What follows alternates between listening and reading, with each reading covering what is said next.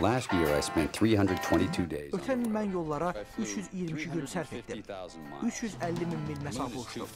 Ay 250-dir. Sizin səyahət haqqında nifrət etdiyiniz hər şey mənə xatırladır ki, evdəyəm. Welcome back, Mr. Bingham. Ryan sözünün əsl mənasında dünyanın üstündədir. O, Nebraskanın Oma şəhərindəki evindən çox vaxtını təyyarələrdə, aeroport və otellərdə keçirir. O, kamil səyahətçidir. İntizamlı, az yüklü, səmərəli. Hava şirkətləri onunla kral kimi rəftar edir. Səbəb sadədir. Ryan mütəmadi uçan kimi 10 milyon mil toplayıb. More people have walked on the moon. Did they throw you a parade? Ryan həyatını başqalarından təsirsiz keçirir. O çox vaxt göydə yaşayır. Ona belə rahatdır. Əlavə yüksüz. Heç yerə bağlanmamaq ona işində kömək edir. Belə ki, onun peşəsi insanları işdən çıxarmaqdır. Lakin Ryan'ın həyata baxışı Alex'lə görüşdükdən sonra dəyişir.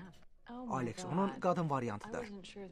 Ryan'ın geri romantik tərəfi onu müvazinətdən salır. Sonra o yerə düşməyə məcbur olur.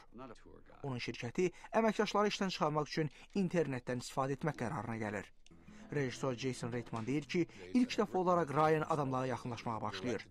Onun sözlərinə görə bu rol George Clooney'ə çox yaraşır. Elə ssenarini də onun üçün yazıb.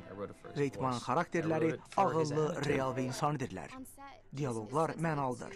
Aktyor heyəti əladır. Hekayə çox şaxəldir. Göydə filmi tamaşaçıları elə göydə saxlayır.